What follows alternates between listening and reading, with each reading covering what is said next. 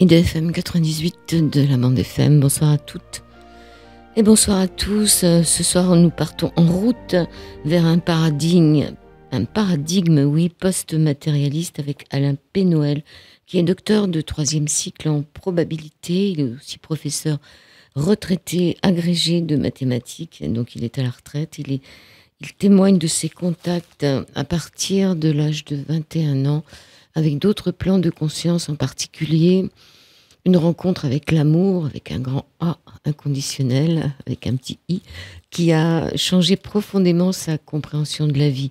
En 2017, il a reçu 3 nouvelles preuves que ces expériences n'étaient pas purement subjectives et convaincu que ce n'était pas que pour lui. Il a commencé à témoigner publiquement afin de contribuer, tel le colibri de la parabole, au changement de paradigme. Il est en direct avec nous dans les studios du DFM. Bonsoir Alain Pénoël. Bonsoir Joël Vérin. Merci d'être là. Alors dites-nous quelques mots au sujet de votre blog Facebook et de votre chaîne YouTube qui fait que vous êtes là ce soir. Oui, je vais d'abord vous remercier Joël de m'avoir invité à témoigner dans votre émission et d'avoir accepté, compte tenu de mon inexpérience concernant les interviews et de mon stress, que je lise en première partie un texte que je viens de rédiger qui va m'aider à entrer dans le vif du sujet et pouvoir ensuite donner mon témoignage personnel. Le nom de l'émission, Au-delà du miroir, me parle bien étant donné ce que j'ai vécu depuis un demi-siècle. Il s'agit d'expériences qui ne me semblent pas pouvoir entrer facilement dans le cadre de la représentation matérialiste. En ce qui concerne cette position matérialiste vis-à-vis du paranormal, je la compare à cette scène où Charlie Chaplin constate, après avoir fermé sa valise, que des pans de vêtements dépassent. Alors, il prend un ciseau et commence à les découper. En fait, je n'ai pas retrouvé le nom du film, mais je vois bien la scène dans ma mémoire. En 2017, comme vous venez de le dire, j'ai reçu de nouveaux indices, je dirais mieux plutôt indices que preuves parce que je me méfie de ce mot-là, des indices que certaines de mes expériences ont un rapport significatif avec ce que nous appelons le monde objectif, je mets des guillemets, ou encore la réalité, et je mets aussi des guillemets. C'est pour cela que j'ai créé un blog Facebook intitulé « Récits d'expérience » au pluriel, « Récits d'expérience d'Alain P. P. Je voulais en effet rester relativement anonyme car certains de mes proches n'apprécient pas trop ma démarche. Mais cela n'a pas été possible, évidemment, car ce blog est en lien avec ma page personnelle. J'ai aussi créé une chaîne vidéo où j'ai donné quelques témoignages, mais en les mettant en mode non répertorié, afin que seules les personnes ayant le lien direct puissent y accéder. Mais il y a aussi beaucoup de vidéos disponibles, bien sûr, directement sur la chaîne en tapant Alain Pénoël YouTube, vous y accédez facilement. J'ai joué du piano et en effet des vidéos, dont certaines sous forme de karaoké qui ont un petit succès, et d'autres où le violoniste Christian Claver m'a fait le grand honneur que je l'accompagne dans quelques morceaux classiques. Vous en entendrez peut-être un, puisque Joël a eu la gentillesse d'accepter de le faire passer au moment de l'intermède musical. Les personnes qui ne sont pas sur Facebook pourront me demander le PDF de mes témoignages. Je n'y ai pas mis les photos, sauf une qui est très importante, afin de ne pas alourdir le fichier.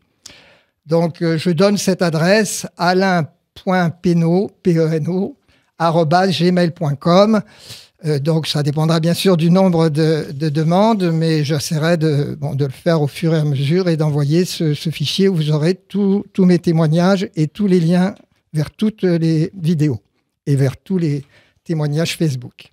Alors, pour celles et ceux qui sont sur Facebook, il vous suffit de taper « Récits d'expérience d'Alain P » et de chercher le post du 4 août 2019 qui contient tous les liens.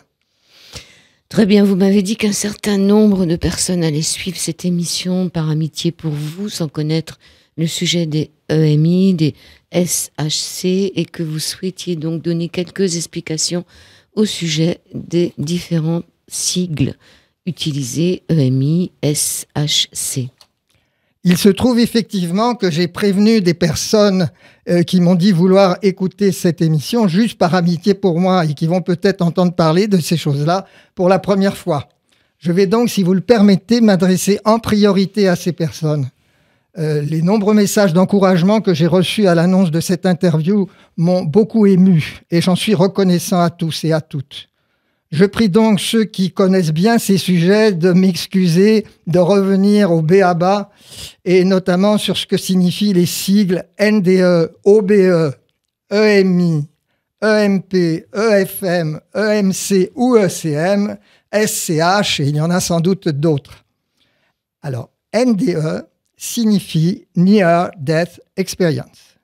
C'est le docteur Raymond Moody, dans son fameux livre « La vie après la vie », paru en 1975, qui a introduit cette expression. Ce livre a aidé beaucoup de personnes ayant vécu ce type d'expérience à comprendre qu'elles ne sont pas les seules et surtout qu'il ne s'agit pas d'une pathologie psychique. Certaines ont alors pu parler de cette expérience, parfois après des décennies où elles avaient gardé le secret en ayant peur qu'on les prenne pour des fous, pour des folles. La traduction du sigle NDE en français prend 3 formes. Alors, EFM, signifiant expérience aux frontières de la mort, ce sigle est moins utilisé que les 2 autres, mais c'est celui qui est le plus proche de l'expression anglaise NDE. L'autre sigle plus utilisé, EMI, expérience de mort imminente. Mais il y a aussi EMP, expérience de mort provisoire. La différence entre les deux n'est pas toujours claire. Disons que dans une EMI, les processus vitaux sont en détresse, mais sans arrêt cardiaque, alors que dans une EMP, il y a un arrêt cardiaque. Ce qui complique un peu les choses, c'est que le sigle EMP signifie aussi expérience de mort partagée. Il s'agit de témoignages de personnes qui perçoivent l'être cher qui vient de mourir dans les premières étapes de l'au-delà. C'est le cas du docteur Jean-Pierre Postel qui témoigne s'être trouvé en 2007 au chevet de son père mourant et l'avoir vu partir dans le tunnel avec la fameuse lumière au bout. Sa femme et son fils qui étaient là ont vécu la même chose. Il leur a dit « on ne se parle pas, on rédige chacun et on compare nos témoignages ». Et ensuite, eh bien, les témoignages étaient pratiquement identiques. Et le docteur Postel, comme il le dit dans cette petite vidéo de 2 minutes, eh bien, il dit « moi, je croyais à rien de tout ça ». Alors, SHC signifie « sortie hors du corps ». Il s'agit de la traduction française du sigle anglais OBE, Out of Body Experience. Les sorties hors du corps peuvent être plus ou moins volontaires. Il ne faut pas les confondre avec les rêves lucides et les projections de conscience, même s'il existe des ponts entre ces différents phénomènes. Ceux qui témoignent pouvoir sortir de leur corps uniquement lorsque les vibrations se déclenchent et qui ne parviennent pas à les déclencher volontairement restent parfois longtemps sans vivre ces sorties. Et j'avoue que je suis dans ce cas. Mais au lieu de s'en désoler, comme des enfants gâtés, qu'ils pensent que les EMistes, ceux qui ont vécu des EMI, n'en ont vécu en général, et heureusement qu'une seule, et que cela les nourrit jusqu'à la fin de leur vie. Je pense en particulier au magnifique témoignage que nous donne Nicole Dron, des décennies après son EMI, dans son livre « 45 secondes d'éternité », titre magnifique, et dans ses conférences et dans ses vidéos. Cette personne a un rayonnement extraordinaire. Il se trouve que les EMI commencent enfin à être reconnus, contrairement au SHC, plus difficile à caractériser. C'est pourquoi certaines personnes ayant vécu une SHC la présentent comme une EMI afin d'être mieux reconnues, alors que cela leur arrive en étant en fait en bonne santé. Il est vrai que l'état vibratoire qui précède est parfois si impressionnant qu'on peut avoir l'impression de mourir. Je voulais dire que Sylvie Détiolaz et puis son collaborateur, M. Fourier, étudient à l'Institut suisse des sciences noétiques un cas très particulier, Nicolas Fraisse. Et bon, il suffit de taper Nicolas Fraisse ou Sylvie Détiolaz et Voilà, vous pourrez voir que ce monsieur a vraiment des capacités hors normes, mais malgré tout, dans son honnêteté, Sylvie Ditulas dit en 10 ans, nous n'avons pas pu prouver vraiment qu'il s'agissait de sortir hors du corps, parce que ça peut être aussi des projections de conscience. En tous les cas, ça dépasse les connaissances matérialistes. Bon, j'espère de tout cœur ne pas avoir déjà commencé avec de gros sabots à mettre mal à l'aise certains auditeurs. Je vous conseille de ne pas hésiter à arrêter l'écoute si c'est le cas. Cela ne me vexera pas. Moi, ça me vexera. Donc, vous restez avec nous sur l'antenne d'IDFM. Alors, dites-nous comment se déroule une EMI. Voilà, donc je le fais pour les personnes qui ne connaissent pas. Et j'ai essayé de rédiger quelque chose qui me semblait assez court, mais pas trop schématique tout de même. Certaines de ces personnes se sentent positionnées à hauteur du plafond et rapportent avoir observé les efforts de réanimation tentés sur elles et se souviennent des échanges verbaux entre les membres du personnel médical et qui s'avèrent après coup exacts. Elles sont plus conscientes que jamais, alors que parfois elles sont en arrêt cardio-respiratoire et cela va même jusqu'à l'électroencéphalogramme plat. Certaines peuvent se rendre dans d'autres lieux, même très éloignés, où se trouvent leurs proches et tenter en vain de leur faire comprendre qu'elles sont plus vivantes que jamais et en bonne santé. Elles peuvent même ressentir les émotions et percevoir les pensées des personnes qu'elles voient. Et souvent, il y a des vérifications après coup des personnes qu'elles ont vues quand elles reviennent à la vie physique. Ensuite, bon nombre d'entre elles décrivent le passage par un tunnel avec au bout une lumière très vive, mais qui n'éblouit pas, et qui manifestent souvent un amour inconditionnel. Certaines personnes rencontrent des proches décédés. Souvent, elles font une rétrospection de leur vie, c'est-à-dire en passant du moment où elles décèdent pour remonter jusqu'à leur petite enfance et en ressentant ce que les autres ont ressenti par leurs actions, en positif ou en négatif. Puis, elles se trouvent dans une telle béatitude qu'elles ne veulent pas revenir en général dans leur corps, mais elles s'y sentent obligées. Parfois, c'est volontairement qu'elles choisissent de revenir, surtout une mère de famille ou un père de famille ou quelqu'un qui a vraiment besoin d'aider dans son milieu proche, car elles comprennent qu'elles ont encore beaucoup à faire ici-bas. Elles ont parfois, juste avant, un aperçu de certains événements de la suite de leur vie terrestre. Et je pense ici au témoignage justement de Nicole Dron dans son livre 45 secondes d'éternité. Ces personnes sont généralement transformées en profondeur par l'expérience. La plupart disent ne plus craindre la mort. Il existe aussi des témoignages de NDE dites négatives, voire terrifiantes. Mais ils sont beaucoup moins nombreux. Peut-être parce qu'il y en a réellement moins, ce que je peux espérer, mais surtout parce que les personnes qui vivent cela font tout pour l'oublier et ne souhaitent surtout pas en parler. Certains commencent par une phase négative, par contre, parviennent à monter vers la lumière, guidés souvent par des êtres qu'ils considèrent comme des anges ou des aides de la lumière. Certains sont aidés par ces êtres de lumière. Alors, je voudrais signaler que l'archevêque de Paris, Michel Aupetit, a écrit en 2003 un livre intitulé « La mort et après ». Je sais qu'il n'est pas de bon ton de parler positivement de l'Église catholique, il n'est plus de bon ton, avec les tristes affaires de pédophilie et d'abus de religieuse par des prêtres, et les protections dont, hélas, certains bénéficient de la part de la hiérarchie catholique, encore actuellement. En particulier, à Rome, j'ai pu le vérifier par un témoignage de religieuse, ce prêtre continue d'être dans les mêmes conditions que ce qu'elle a subi, quoi.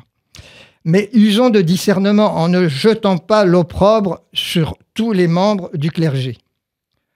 Lorsqu'il a écrit ce livre, Michel Aupetit était prêtre depuis 8 ans.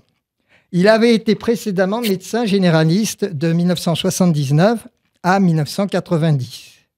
Il y explique comment il a été confronté au phénomène en 1979 par le témoignage d'une de ses patientes ayant vécu une NDE ou EMI. Maintenant, pour ceux qui ne savaient pas, vous savez ce que ça signifie. Dans le premier chapitre de ce livre, il mentionne les études des docteurs Raymond Moody, Melvin Morse, Kenneth Ring, puis il décrit les différentes étapes de l'expérience.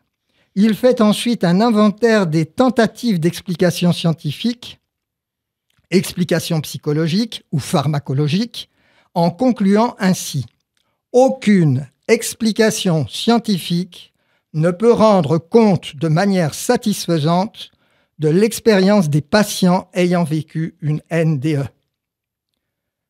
Pour la petite histoire, il se trouve que je joue de l'harmonium chaque été depuis 40 ans pour accompagner la messe dans un petit bourg de la côte vendéenne. Il s'agissait d'une messe en plein air, comme chaque 15 août, et cela se passait en 2017. J'ai eu la surprise de voir que c'était l'évêque de mon diocèse, donc le 92, le diocèse de Nanterre, Monseigneur Aupetit, qui célébrait. En effet, il n'est devenu archevêque de Paris que quelques mois plus tard.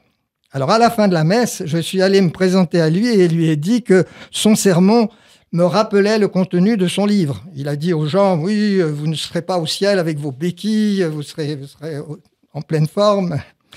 Il a semblé surpris que j'ai lu son livre et comme je me suis permis de lui demander la raison de sa présence, il m'a dit qu'un membre de sa famille proche habitait là.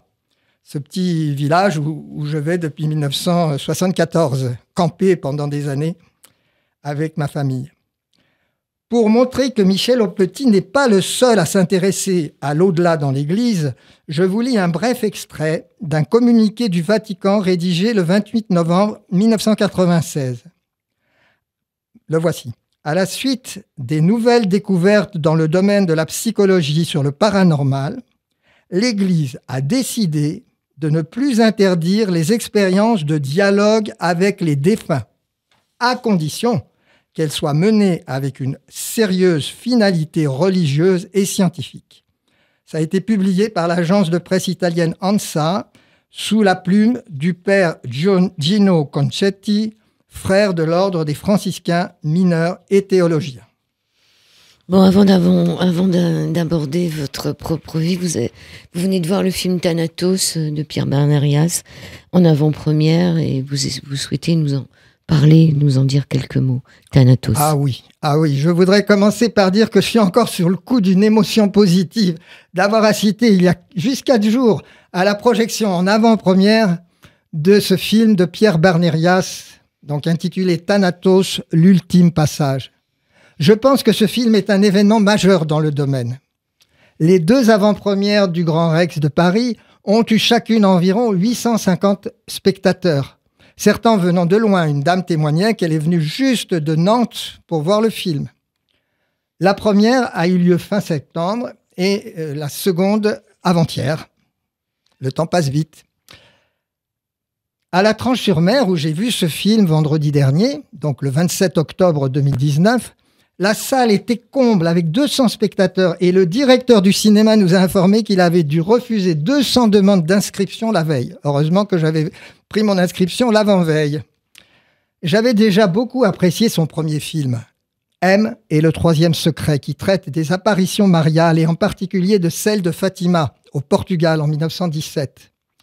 Alors, je rappelle juste le miracle dit de la danse du soleil, en date du 13 octobre 1917, qui avait été annoncé 2 mois plus tôt au Petit Berger. Lucia, 10 ans, sa sœur Jacinta, 7 ans, et leur cousin Francisco, 9 ans.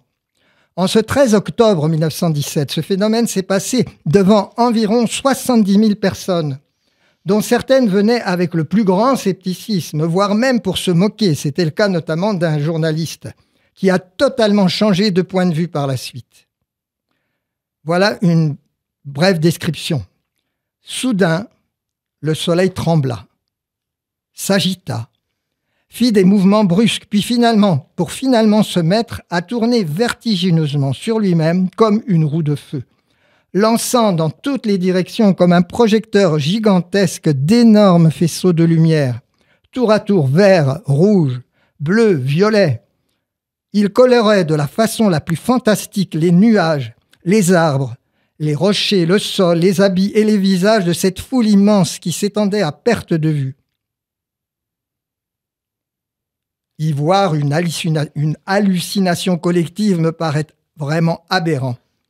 Certaines personnes ont même vu le phénomène à grande distance, plusieurs kilomètres du groupe.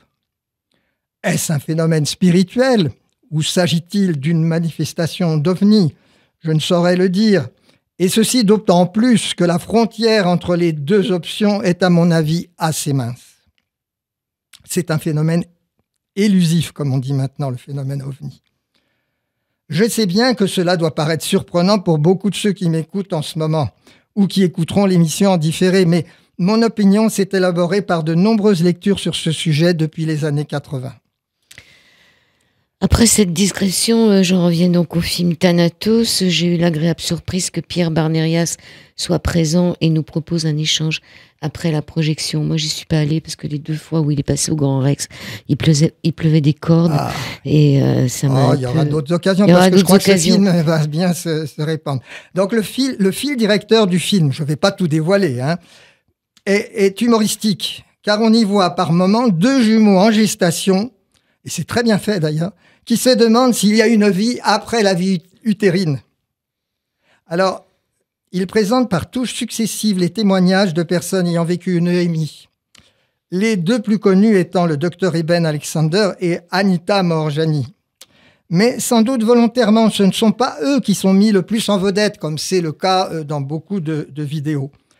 Eben Alexander est un neurochirurgien qui a vécu une EMI en 2008 suite à une méningite qui a mis son cerveau HS, alors qu'au même moment, il n'a jamais été aussi lucide.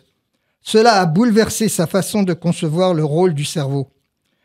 Il a écrit 2 livres, La preuve du paradis en 2013 et Voyage d'un chirurgien au cœur de la conscience en 2018. J'ai lu l'an dernier son 2e livre qui m'a passionné. Mais le premier ne me tentait pas trop car le titre me gênait un peu. Preuve, je mettrais des guillemets par exemple, et Paradis, bon évidemment, c'était un titre qui était pour le plutôt demandé par l'éditeur parce que bon, ça favorise la vente. Lui-même a dit qu'il ne souhaitait pas ce titre. Cet été, un ami me l'a prêté. Et je n'ai pas regretté sa lecture, qui éclaire certains éléments qu'il a traités succinctement dans son 2e livre. Alors, pour en venir à Anita Moorjani, qui elle aussi a un rayonnement extraordinaire, elle a guéri miraculeusement d'un cancer de la lymphe en phase terminale, suite donc à son EMI de 2006. Dans le film de Pierre Barnérias, c'est surtout son médecin traitant et son mari qui témoignent. Et ça, je ne pense pas que ça a été vu ailleurs. La parole est donnée à plusieurs autres médecins, américains et français, et anglais, je pense, dont le docteur Charbonnier, qui témoigne assez longuement dans le film Thanatos. J'en profite pour dire, pour ceux qui ne le connaissent pas, quelques mots au sujet de ce médecin anesthésiste réanimateur qui fait un travail formidable en France pour faire connaître et faire comprendre que le cerveau ne produit pas la pensée comme le foie produit la bile. Il a écrit de nombreux livres et a créé, je crois une dizaine de livres, et a créé 2 nouveaux sigles, la CAC et la CIE. On entendra de plus en plus parler. La CAC, conscience analytique cérébrale, conscience ordinaire. Et CIE, conscience intuitive extraneuronale. Alors CIE, bien sûr, passe mieux dans les milieux scientifiques que le mot âme ou le mot esprit. Le docteur Charbonnier a été le directeur de thèse de François Lallier. Celui-ci a soutenu sa thèse fin 2014 à la faculté de médecine de Reims sur le sujet des expériences de mort imminente. Ça portait sur un échantillon de 118 patients réanimés suite à un arrêt cardio-respiratoire entre 2005 et 2012 au CHU de Reims. Le docteur Lallier, il n'était pas encore docteur à l'époque, il faisait sa thèse, il y affirme que l'hypothèse d'une conscience partiellement indépendante du cerveau n'est pas irrationnelle sur le plan scientifique et s'avère la seule à pouvoir expliquer les faits liés aux expériences de mort imminente.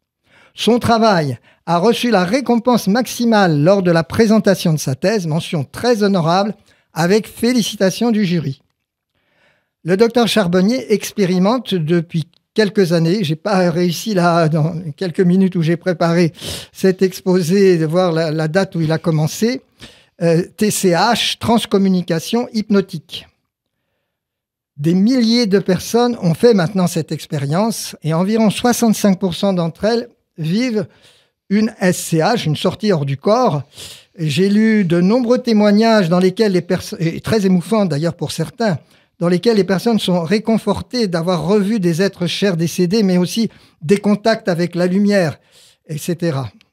Alors pour en revenir au film et terminer, je ne pense pas que vous serez déçus si vous allez le voir. Il y a en particulier vers la fin 2 surprises émouvantes, mais que je me garderai bien de dévoiler. Je reviens à ce que j'ai vécu vendredi dernier. Après le film, il y a eu ce temps d'échange avec Pierre Barnérias, mais je n'ai pas pu rester longtemps parce que je n'habitais pas cette ville de la Tranche-sur-Mer, mais à 35 km. J'ai failli annoncer devant cette salle de 200 personnes, là, vendredi dernier, l'émission de ce soir, mais j'ai pensé que c'était un peu vaniteux. Mais la nuit portant conseil, je me suis dit que cela aurait pu intéresser les personnes présentes. J'ai bien aimé l'analogie que Pierre Barnérias nous a donnée entre le corps physique et l'iPhone, ou tout autre téléphone portable. L'âme ou l'esprit correspondent alors à l'iCloud, où l'on peut stocker les données. Et il nous a dit, mais lorsque l'iPhone est HS, on en reprend un autre et on récupère les données par l'iCloud. Bon, à mon avis, c'est peut-être un peu moins aisé et moins rapide dans la réalité spirituelle et biologique, mais la comparaison est intéressante.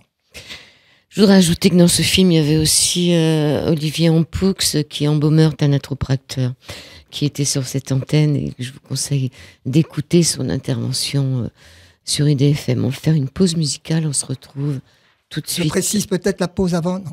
La pause est là, parce qu'il est déjà 26. C'est arrêté? Non, mais... Bon, on est à l'antenne, là. Oui. Mais non, mais je voulais juste dire que c'était Christian Claver et moi-même, donc un violoniste qui m'accompagne, enfin, que j'accompagne. Oui, mais j'ai l'impression que je ne vais pas pouvoir la mettre, parce que vous l'avez fait en fichier WAV. Ah oui. Et j'ai l'impression que ça ne va pas passer. Attendez, j'ai l'impression qu'on n'entend rien. Bon, non, sinon... ça passe pas, le fichier WAV. Si, ça passe. Très bien. Super.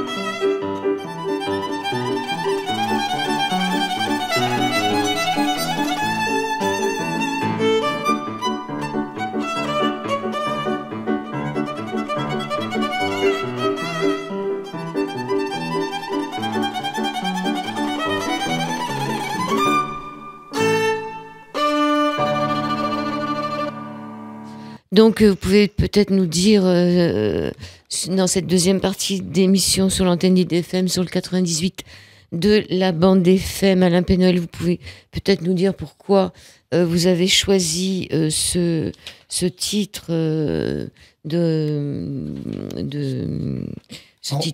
titre de cette émission, et puis surtout, très très rapidement, nous parler de vous, parce que le temps avance. Voilà, je vais juste dire que le terme post-matérialiste a été promu par le docteur Mario Beauregard, spécialiste en neurosciences, pour signifier que la représentation scientifique généralement admise que nous serions des êtres purement biologiques avec un cerveau, comme je l'ai dit, sécrétant la pensée comme le foie, sécrète la bile, n'est pas adéquate. Donc, il a créé un manifeste pour une science post-matérialiste et j'ai eu l'honneur de le signer en 2016. J'ai appris récemment que je suis hélas l'un des rares Français à l'avoir fait parmi les 300 signataires. Nous sommes bien le pays du cartésianisme, alors que Descartes ne l'était pas en ce sens étriqué. Alors, il est temps que vous nous parliez de vos expériences paranormales. Ça commence en 1966, je crois, avec une certaine Liliane. Ah, Liliane. En 66, j'avais 18 ans et demi et je connaissais celle qui allait devenir mon épouse 2 ans plus tard, déjà depuis la classe de seconde. Et bon, j'étais en maths spé avec des difficultés. Je n'avais eu que 8 en maths au bac. Heureusement que j'avais eu 14 en physique. Et bon, j'ai fait maths sup dur, 8 de moyenne en maths. Et puis maths spé, ça a été 5 de moyenne. Donc je travaillais dur dès le début de l'année, mais les maths, ça passait pas. Et donc, j'avais dit à Liliane que ce jour-là, c'était un samedi ou un dimanche, je crois, je lui avais dit « Ah non, je travaille, je peux pas te voir ». Je suis donc à mon bureau, je travaille, bon, sans doute, les maths, et tout d'un coup, ma tête, je me retourne vers la pendule, et c'est comme s'il y a un zoom sur les minutes 3 heures, et je vois entre -2 et 3 heures, et j'entends intérieurement, Liliane va téléphoner, elle est à la Porte Dorée. Bon, je reçois ça comme ça. Moi, j'avais une vision tout à fait matérialiste, scientifique, c'est la science qui allait tout régler. Et bon, 2 minutes après, le téléphone sonne, c'est Liliane, et elle me dit, devine où je suis. J'ai pas osé quand même lui dire à la Porte Dorée. Elle était à la Porte Dorée. Alors quand j'ai entendu ça, j'ai dit non, il faut que j'y aille. J'ai pris mon PC, puis je suis allé. On a encore un souvenir, j'en ai parlé avec elle tout à l'heure, extraordinaire. Voilà. Eh bien, c'était comme ça que a commencé à se fendiller un petit peu mon modèle bien cartésien, bien rationnel et bien scientifique au sens étriqué du terme. 1967, ma grand-mère maternelle, on avait un lien très, très fort. Elle avait 69 ans. Et au mois de mars, je rêve d'un appel téléphonique où on me dit qu'elle est morte. Ça me secoue un peu, comme elle travaillait encore. Je l'appelle à son travail et je lui demande si ça allait bien. Elle me dit oui, me voilà rassuré. Bien, en juin, j'ai appris son décès par téléphone. Un accident ? Ma grand-mère, non, c'est un accident cardiaque. Enfin, voilà, elle avait le cœur très fatigué, elle travaillait tellement que... Voilà. Mais ce qui s'est passé, c'est que ça a été une souffrance inimaginable. J'étais très, très sensible. Et pour moi, ben, évidemment, la mort, c'était la fin, quoi. Le lendemain, une joie en moi qui est venue, inouïe. Et j'ai su qu'elle était vivante. Évidemment, j'ai refoulé ça parce que j'avais pas le modèle pour l'accepter. Mais ça a été quand même un des premiers éléments. Et là, 2 jours ou 3 jours après, je rêve d'un immense cheval blanc qu'on traîne par le collet. Il se dresse sur ses pattes arrière, il hennit et on l'emmène à l'abattoir. Et je pleure, je sanglote. Et là, je dis plus jamais je ne mangerai de viande. Je deviens végétarien à partir de ce moment-là et ça fait 52 ans maintenant. 1969. Eh bien, j'étais dans une méthode de végétarisme, Shelton, qui est très rigoriste et qui prône les jeûnes longs. Et moi, j'ai pas une morphologie du tout pour ça. D'ailleurs, je les déconseille quand même, de façon générale, sauf cas particulier. Ben, à l'époque, bon, je faisais ça pour mon corps, pour me purifier, puisque pour moi, il y avait que ça. Et je suis allé dans un centre de naturopathie. Bon, j'ai fait 8 jours de jeûne. mais on m'a pas montré comment reprendre. J'ai mangé 2 poires le soir, enfin, au lieu de prendre des bouillons de légumes ou des fruits cuits. Et là, bon, il y a eu certainement des phénomènes physiques, je pense, physiologiques, hein, bon, qui ont fait que je me suis retrouvé dans une situation inouïe, quoi, que mon corps était là et que moi j'étais ailleurs. Vous étiez où? J'étais dans la pièce. Et je savais pas quoi faire. J'ai pensé pas pensé que j'étais mort, mais c'est très, très, très bizarre. Et puis bon, hop, je suis revenu, disons, dans mon corps. Et puis bon, j'ai un peu essayé d'oublier ça. Mais ça m'a rattrapé parce que quelques semaines après, c'est arrivé chez moi. Je me suis retrouvé là, je sentais mon corps présent. Je ne suis pas allé l'observer, mais il paraît que d'ailleurs, si on l'observe, pouf, on rentre dedans. Mais j'ai vu la moquette. Mais la moquette était d'un jaune or, alors qu'elle était déjà un peu passée. J'avais sur le tibia une petite blessure dans mon corps physique et j'ai touché le tibia, je me souviens encore, le tibia gauche, à l'endroit là où je suis en train de le toucher en ce moment. Et il y avait cette croûte, parce qu'on reproduit sur le corps psychique, on reproduit parfois, et c'est le cas d'ailleurs des mourants, enfin des gens qui meurent violemment, qui reproduisent sur leur corps subtil la blessure jusqu'à ce qu'ils comprennent qu'ils n'ont pas besoin d'avoir cette blessure. Et puis, à peu près dans ces eaux-là, donc ça fait juste 50 ans, je fais un rêve où je nettoie mon appareil de jus de fruits. Et j'ai donné ce témoignage en 1976. Il y a des personnes qui l'ont entendu puisque c'est sur ma chaîne YouTube.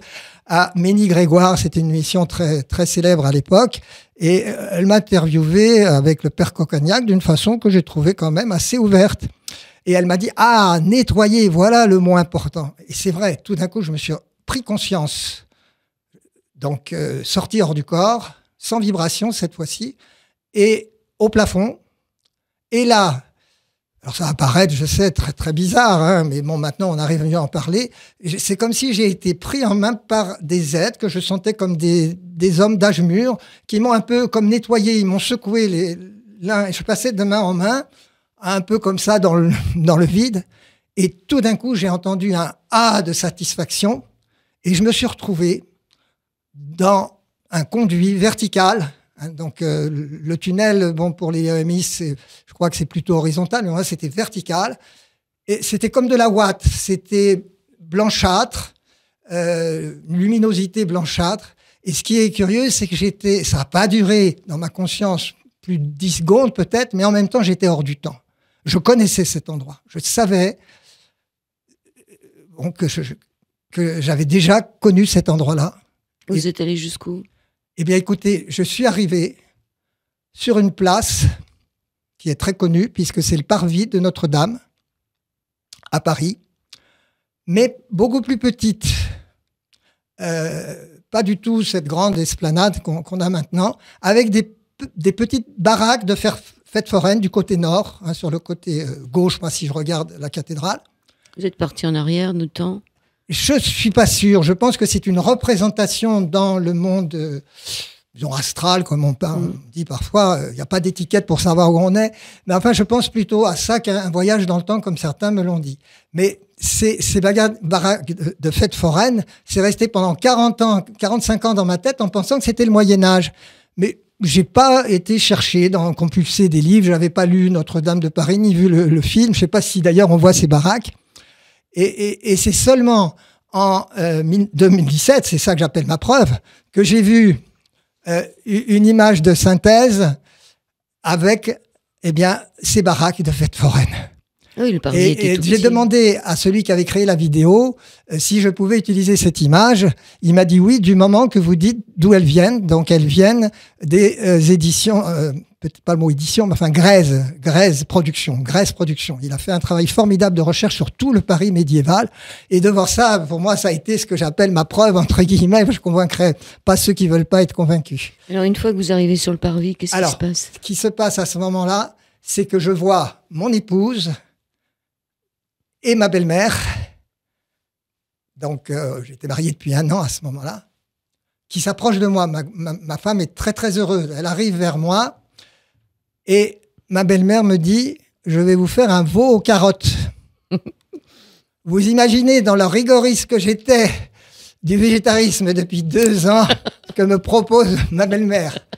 Et je sentais que la moindre pensée de jugement, de dire ben non, mais qu'est-ce que c'est que ça, etc. Hop, j'allais retomber dans mon corps physique. Je suis resté zen, et tout d'un coup, j'ai levé les yeux au ciel.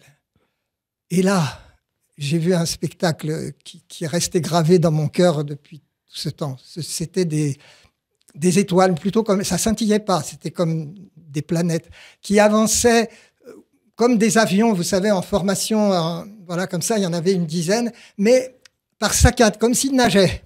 Comme des têtards. Oui, peut-être, c'est un peu ça, mais enfin, c'était de la lumière d'amour. Il déversait sur moi, enfin, je pense, sur le plan dans lequel je me trouvais, cet amour inconditionnel. Et vous n'avez pas mangé le veau aux carottes? Et le veau aux carottes, il était dans le monde astral, il est resté comme une proposition, comme un test, comme une épreuve. Et après, je suis rentré dans Notre-Dame, j'ai avancé un petit peu dans Notre-Dame, et pof, je suis retombé dans mon corps. Et là, je me suis levé avec des larmes. J'ai vu un ciel qui était bleu, à peu près comme celui que j'avais vu au petit matin. Et j'ai senti, si tu vis ta vie le mieux possible, tu reverras un jour cet endroit. Et toute ma vie, j'ai aspiré à revoir cet endroit. C'est dommage qu'on n'ait pas 2 heures pour faire l'émission. Alors, ah, mais il faudra retrouver peut-être une fois. On ne parlera pas de ce que ça vous fait penser du témoignage de Philippe Basset. Mais ça, vous avez qu'à écouter l'émission qu'on a fait il y a peu de temps, parce que j'aimerais surtout que vous nous parliez de vous, Alain Pénoël, en 1975, début mars. Voilà. Alors là, j'ai une expérience très très forte. Oui, excusez-moi, je vous ai coupé la parole. Non, allez-y. Voilà. Donc, début mars, j'étudiais l'enseignement de Madame Blavatsky, la théosophie, un point particulier, donc c'était au sous-sol d'un restaurant, on pouvait emprunter les gros livres, les emmener, puis revenir, et puis j'avais un problème avec ce qu'elle appelait les 777, ce que je croyais à l'époque, incarnations. Qu'est-ce que ça voulait dire? Je suis dans cette bibliothèque, je me lève, il y avait une multitude de livres sur les étagères, ma main va vers un livre, je le tire, je l'ouvre, et je vois 777 incarnations. Alors là, vous pouvez imaginer l'intensité de l'émotion. Je regarde un petit peu. Je comprends que c'est pas 777, c'est 7 fois 7 fois 7, c'est-à-dire 343 incarnations, mais pas au sens des réincarnations, mais au sens des périodes passées et futures de notre évolution, avec les périodes de Saturne, etc. Enfin bon. Ça, c'est le prof de maths qui parle, parce qu'il a été prof de maths toute sa vie. Alors, les 3 fois 7. Voilà. Alors, donc, ce livre, je note juste l'adresse. Bon. Mais ça, c'était pas en rêve, hein? Non. J'avais eu cette expérience. Je note ça. Et la nuit même, je me vois marcher. Alors, c'était plus un rêve qu'une sortie hors du corps. Je me vois marcher comme ça vers une direction d'est vers l'ouest, quoi, de chez moi dans le 20e, jusque près encore de Notre-Dame. Et alors, je me dis, ça serait curieux que la rue que j'avais notée de cette association, qui est l'association Rosicrucienne, soit près de Notre-Dame. Je regarde sur le plan et je vois que c'est à 2 km 700. C'est quand même beaucoup. Bon. Mais, bon, ma femme attendait notre premier enfant, donc à quelques semaines près. Après, on a été très occupés pendant 3 mois et ce n'est qu'au mois de juillet que j'ai appelé cette association. Et le monsieur qui m'a répondu a dit, non, là, pour l'instant, on est fermé, juillet-août, mais vous pouvez aller acheter la cosmogonie, puisque c'est la cosmogonie des Rose-Croix, de Max Sendel, rue de Savoie. Et là, la rue de Savoie, eh bien, elle est collée très, très proche de elle est sur la cité. Voilà. Alors, je tiens à préciser que ce n'est pas parce que j'ai été guidé vers cet enseignement que je le considère comme la vérité avec un grand V. Max Sendel lui-même prévient qu'il peut avoir commis des erreurs de compréhension. Je sais que les religions exotériques, et le catholicisme en particulier, considèrent ce type d'enseignement comme du syncrétisme, mot souvent utilisé pour disqualifier, parfois avec beaucoup de mépris. Personnellement, j'y vois plutôt l'écho de ce qu'on appelle en ésotérisme la tradition primordiale. Cet enseignement m'a beaucoup apporté. Je trouve qu'il donne une image claire des différentes étapes de notre évolution, de la nature tripartite de l'être humain, corps, âme, esprit. Max Endel va même plus loin, puisqu'il décrit une nature décuple, un corps triple, une âme triple, un esprit triple, avec pour point focal l'intellect. On a une très belle image qui synthétise tout cela. J'ai écouté votre émission du 15 octobre dans laquelle votre invité Joël Moreau dit l'importance qu'a pour elle cette tripartition corps, âme, esprit, et c'est aussi mon cas. Il faut savoir que c'est en 869 que le concile de Constantinople, enfin, il y en a eu plusieurs des conciles de Constantinople, mais en 869, il condamne la trichotomie au profit de la dichotomie corps-âme. Et ça, je pense que ça affaiblit beaucoup en Occident la compréhension qu'on peut avoir de la constitution de l'être humain.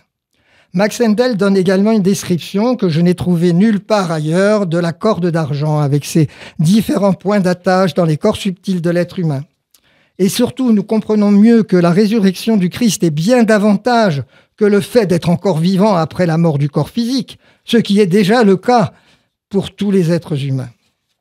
Dans la cosmogonie, au chapitre 15, Max Endel annonce qu'il n'y aura plus qu'une seule fraternité universelle, mais que personne ne connaît ni le jour ni l'heure, car ils ne sont pas fixés et dépendent du moment auquel un nombre suffisant d'êtres humains aura commencé à vivre la vie de fraternité et d'amour, qui sera la marque distinctive de cette époque. Je garde cet espoir que ces paroles soient vraies et que notre humanité ne court pas, malgré tout ce qu'on peut voir, à une catastrophe complète. Dans le livre Glane d'un mystique, Max Endel a créé un chapitre qui s'appelle le Mysterium Magnum, c'est-à-dire le grand mystère des Rose-Croix. Il écrit « Il est très significatif que dans la parabole du jugement dernier, le Christ n'ait pas dit « Très bien, grand philosophe érudit qui connaît la Bible, la Kabbale, la cosmogonie et toute cette littérature mystérieuse qui nous révèle le travail compliqué de la nature. » Mais il a dit « C'est bien, bon et fidèle serviteur, entre dans la joie de ton maître, car j'ai eu faim et tu m'as nourri, j'ai eu soif et tu m'as donné à boire. » On trouve là les paroles de l'évangile de Matthieu 25, 35. Je me réfère aussi au magnifique texte de saint Paul dans 1 Corinthiens 13 sur l'amour, mais l'amour au sens spirituel, l'agapé. En français, c'est toujours le même mot amour. En grec, il y a plus de subtilité. Certaines versions utilisent le mot charité, mais il n'est plus trop compris dans ce sens de nos jours. Mais donc saint Paul a dit, si je n'ai pas l'amour, tout cela ne sert de rien. J'essaye d'avancer qu'à un dans cette direction. Et alors, je voudrais, pour finir, vous parler d'un livre que j'ai découvert en 2016 d'un rosicrucien donc, qui habite à Amsterdam et qui a commencé, enfin, il a mis 50 ans à écrire ce livre. Donc, ça s'appelle Max Endel et The Rosicrucian Fellowship. Je l'ai traduit, j'ai mis 1 an à le traduire. J'ai pu d'une façon formidable, contacter l'auteur que j'ai bien ennuyé pendant cette année parce qu'à 85 ans, c'était un peu dur pour lui. Je lui ai posé beaucoup de questions. Et bon, je me permets, pas pour tout le monde, mais je pense que les personnes intéressées par tous les courants du rosicrucianisme peuvent lire ce livre avec intérêt. Il est paru en janvier 2019. Et les éditions Ger Verstenberg. Ger Verstenberg, c'est le nom de l'auteur. Ger Verstenberg. Et les éditions Les éditions Ansereau. Mais sur Amazon, enfin, il y a différentes façons de l'obtenir. Mais ceux qui acceptent. Ok, on va peut-être rester pour les 10 minutes qui nous restent sur vous. Vous êtes un peu quelqu'un qui n'aimait pas trop parler de vous. Donc en 76 et 77, 76 témoignages sur RTL avec Ménie Grégoire.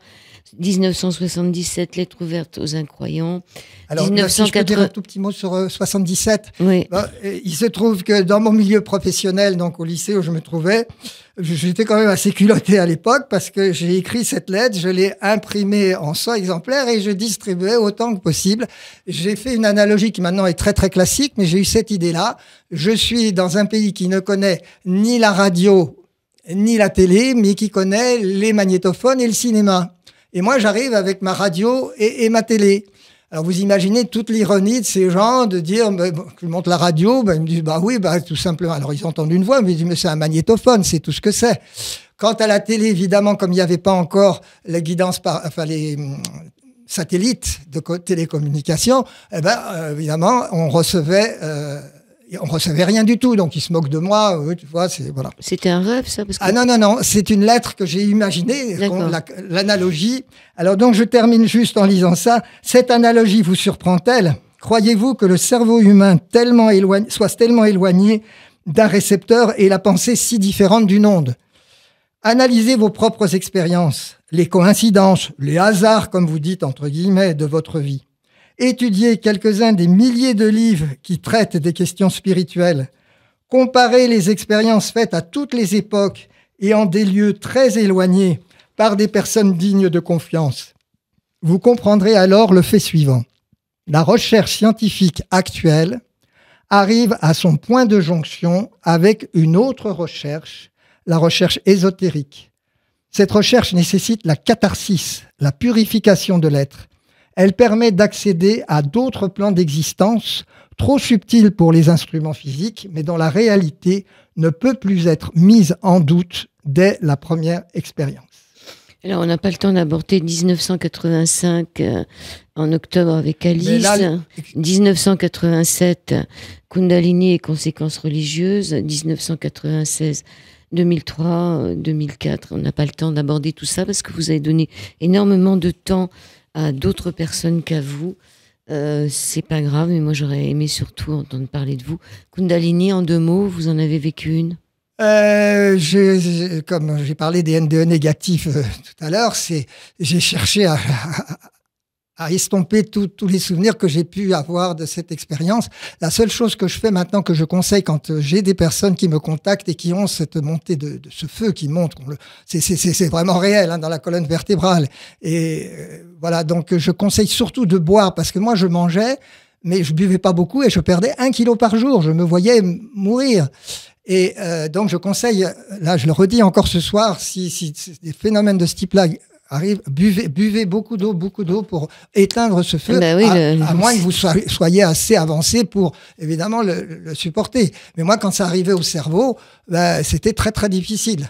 Oui, et quand ça redescendait, c'était aussi très difficile. Ah, parce que c'est redescendu.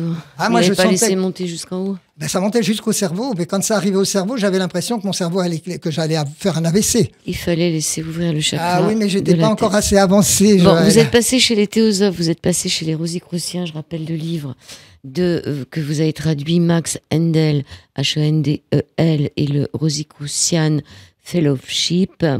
Aux éditions, vous m'avez dit, édition Ensro. Peut-être qu'un jour, on aura l'occasion de se retrouver sur cette antenne pour parler de ce livre. Moi, j'aurais aimé parler des théosophes aussi, mais c'est pas grave. Qu'est-ce que vous pouvez dire en quelques mots pour terminer cette émission, Alain Pénoël? C'est bien sûr un message d'amour, qu'il n'y a que ça, qu'on est évidemment très, très loin d'y arriver, mais... quelques pas qu'on fasse dans cette direction, c'est la direction de la lumière, c'est ce qui va nous permettre de sauver l'humanité. Finalement, pour moi, le Christ nous aide. Bon, c'est ma conviction, mais je ne cherche pas à l'imposer. J'essaye de ne pas faire trop de prosélytisme. Je crains ce soir d'en avoir fait un petit peu, mais bon, c'est mon chemin. Voilà, c'est comme ça. On l'appelle comme on veut. C'est un d'autres qui ne l'appellent pas Christ, mais enfin, c'est toujours le même. Tout à fait. C'est toujours le même. Merci beaucoup, Alain Pénoël. On va terminer avec Tu sais, avec musique. C'est vous qui chantez, je crois. Voilà, c'est une chanson de Marie, 1971. J'ai envoyé une bouteille à la mer pour découvrir au bout de 3 jours qui elle était, parce que je ne me rappelais plus. J'avais composé ces paroles par une intuition, quelque chose qui est venu de très, très, très loin. Eh bien, on va l'écouter. Merci beaucoup. Donc, Marie, Tu sais, avec musique. Si ça veut bien partir. Très bizarre. Oui. Au temps où les hommes d'Atlantide renaîtront, aux temps annoncés par les prophéties, au temps où les cieux sembleront obscurcis, garde ta foi et prie. Tu sais, désormais, seul le présent compte pour toi. Tu dois aimer, tu dois aider, et le ciel s'ouvrira. Au temps où les hommes subissent diront la loi.